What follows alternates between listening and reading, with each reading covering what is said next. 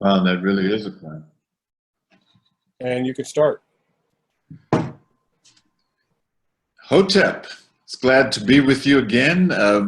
This is part of our Husia series, and I just want to introduce you to some of the Netru, or the netter, that are introduced in the Husia.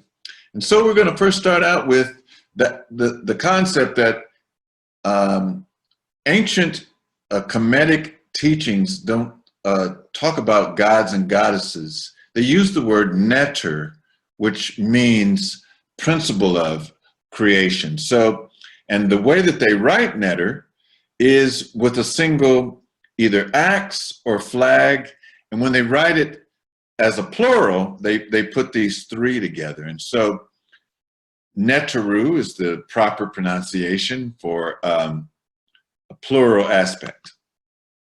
Now here we see the Netru in the boat of Ra. And here Ra is leading the boat, and this glyph right here is the sky, Pert.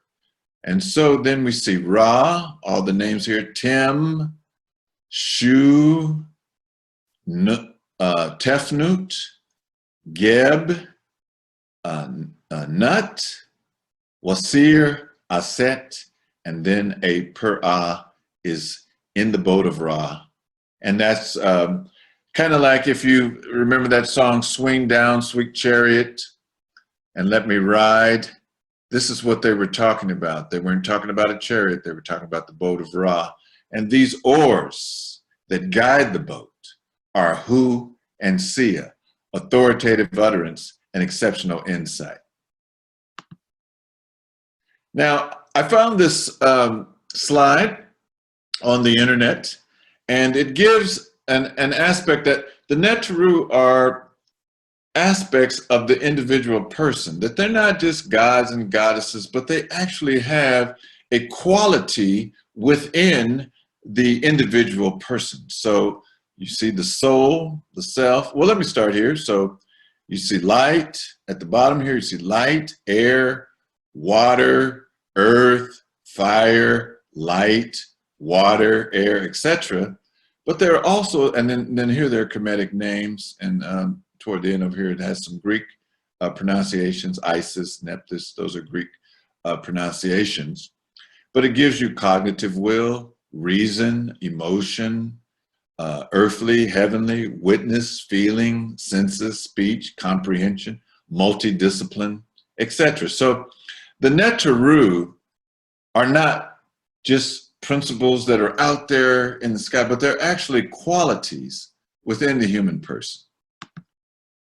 You might ask, how many Netru are there? Well, there are approximately 360 Netru corresponding with the senses within the individual person, that we don't have just 5 senses, but we actually have 360 senses. This slide provides us with the name of the Netru, and it gives the Netru's name in Medu Neter, and it gives the transliteration and the English translation. So you see Amen, Amen Ra, Atan, Atum, Geb, Happy. Happy is one of the names for the Nile. Hethor or Heteru, Horu, Aset, Kheper, Maat, etc. Now these netters or Netru are dealing with the gods or the principles before creation itself. So you have these different qualities of boundlessness and its opposite, primordial oceans and its opposite, infinity and its opposite, etc. And this is how you write it in Medu Neter. The Greeks call it the Ogdoad, but the Kemetic name is Kamenu Henu. The brothers and sisters over at the secretoftheankh.com have a theory where they say that as we are looking at the Netters before creation, that they actually are, when you write them this way, they form the word Ankh. So Amun, Amunet, hidden and its opposite, primordial ocean and its opposite, boundlessness and its opposite, infinity and its opposite. Het-Hor is one of the Netru, or Hathor is one of the Netrus of the sky. And then there's also a Netru, feminine Netru for the sky, and it is Nut. Nut appears as a woman who has her body stretched across the nighttime sky, and she's decorated with the stars, moons, and planets of the universe, or in this particular case, the Milky Way galaxy. So the next few slides are going to be of her. Now, she was also put in coffins or sarcophagus. These are not the Kemetic names, and unfortunately, at this time, I can't remember what the Kemetic names is, and perhaps you can write in and help me out with that. But there's a Kemetic word for sarcophagus. But at any point, here is Nut, and she is there covering the deceased, and she was considered a great protector of those that have wested. There was really no Kemetic word for death. They called it going to the west or westing. And so she was looked at as a divine mother that was protecting, and the deceased could begin a new life in her. Oh, here it is. The Kemetic word for this chest is Mut, or mother.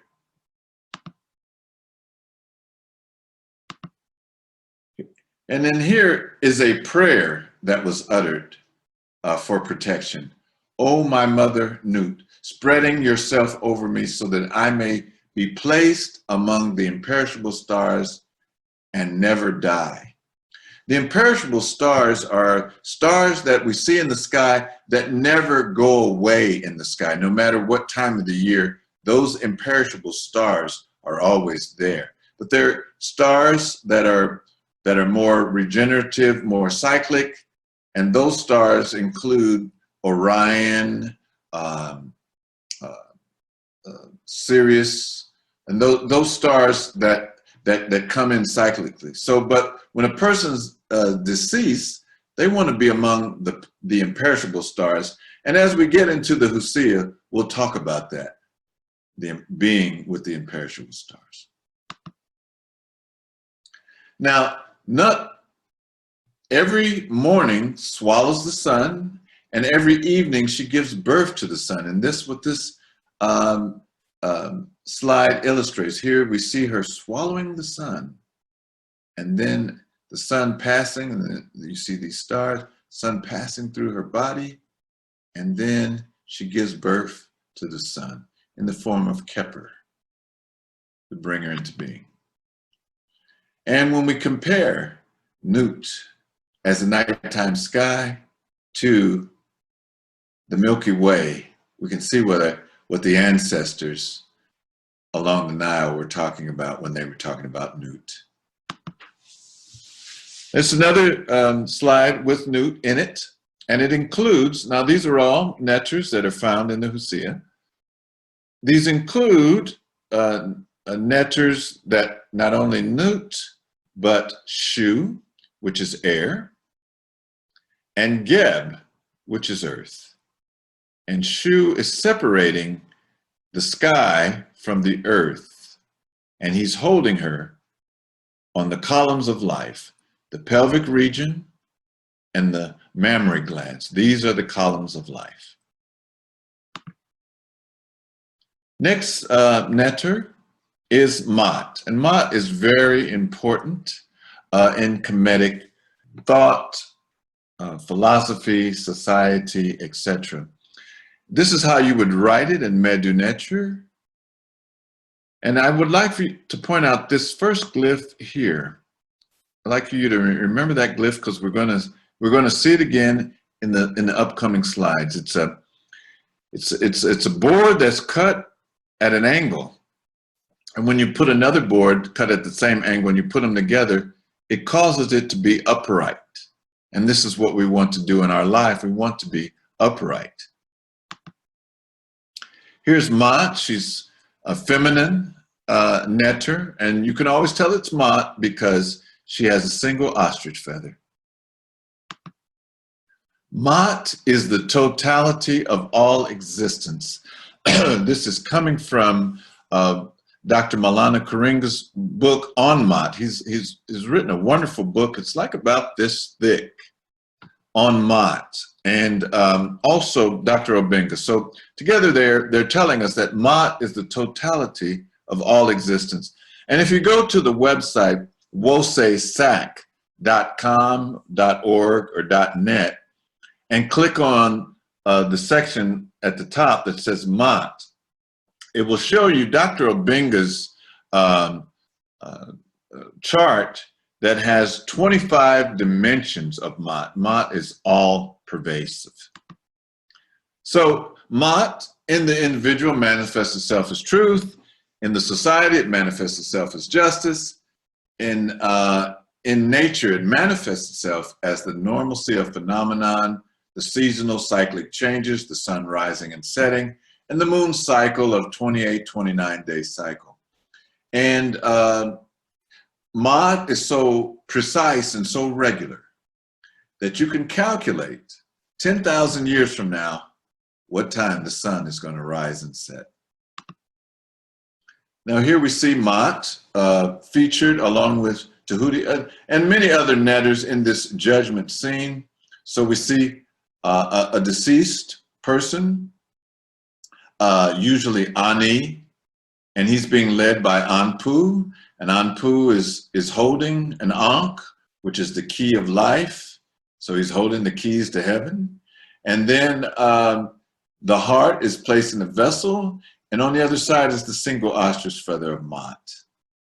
And the person is being weighed, and he's reciting the 42 declarations of innocence. And while that is happening, Dejuti is recording. He is able to be found Ma Karu, or true of voice, and he is led by Heru or Hor, and he's holding the key of life to the judge, Wasir Asar Osiris, and behind him stand Aset and Het Hor. And he's seated on the square. For those of you that study Masonic symbolism, this is representative, this part right here is representative of the Nile. And here the fallopian tubes come out, and here we see the 4 sons of Hor, 4 sons of Heru. Now we're going to talk a little bit about Dejuti, or Dejuti. And you'll notice that he has the ibis bird head, and he is seated, and he's holding these 2 staves with serpents going up them, and he's conferring the breath of life to the Per-A Seti. And so I want you to keep in mind these staffs that he's holding. So this goes through transformations in different civilizations. So in the Kemetic society, he was known as Dejuti, or Thoth. Greeks called him Thoth. And then later on, the Greeks associated with their deity, Hermes. It was called Hermes Trismegistus, or Hermes thrice great. Say that 3 times. And then in the Roman culture, it moves on to be called Mercury. And here we see that Caduceus staff. But that staff comes from Kemet. We showed you the ones with Dejuti holding the staffs, and this is the top of that staff. This is called the predate, and this is the winged sons, And it says in the Bible even that the sun will come with his healing wings. And here the healing wings are. And when we put those two together, we get the Caduceus staff, which we see on all medical symbols today, medicine, pharmacology, dentistry, etc. But also that Caduceus symbol represents what are known as the Ida, the Pingala, and the Chakras. And here we see the Ida is on one side of the spine, the Pingala is on the other side, and they go up the spine. And when a person is able to raise their energies from the bottom to the top, that is when they become self-realized, self-mastered, being able to see everything clearly. Next, we're going to move on to Kheper or Kheperi. Kheper is the dung beetle. Sometimes it's called the scarab. And this is coming from the tomb of Tutankhamun. And here, this glyph here means Lord. Kheper, bringing into being Ra. Lord of the bringer into being of Ra. That's what this glyph is saying. And as we move on, we'll notice that the Kheper glyph, the scarab glyph, the dung beetle, looks just like the overview of the human skull. And the name of Kheper means to become, to bring into being. And everything that we in the human experience bring into being comes from the head. Here's another slide which is illustrating that. So our ancestors weren't just, hey, that's great, it's a beetle. No, they actually knew what was inside our own heads. This is Wasir, Aset, and Hor, or Heru. Wasir, Asar, Osiris. Aset, wearing the crown, sometimes that is associated with Hathor or Hathor. And here she's suckling the child, Hor or Heru. This is like one of the last temples that was closed down by the emperors Justinian, Theodosius, etc., because many of the elements that we find in Christianity actually go back to what has been called the Osirian drama. So you have an immaculate conception. You have a resurrection story, etc. Many of the symbolisms are here, and this is in a place in Kemet called Philae. Here's Aset or Isis. I hate that they use the name ISIS in such a derogatory way now. You almost can't say it without it being associated with terrorism. But ISIS is what the Greeks called Aset. And here she is. She's the original divine mother and child, or Madonna and child. And when you see Aset, usually you will see her with a throne on top of her head, symbolizing that it is only through the woman that the man becomes king. Here, and when you see Wasir's name, he has the seat in his name.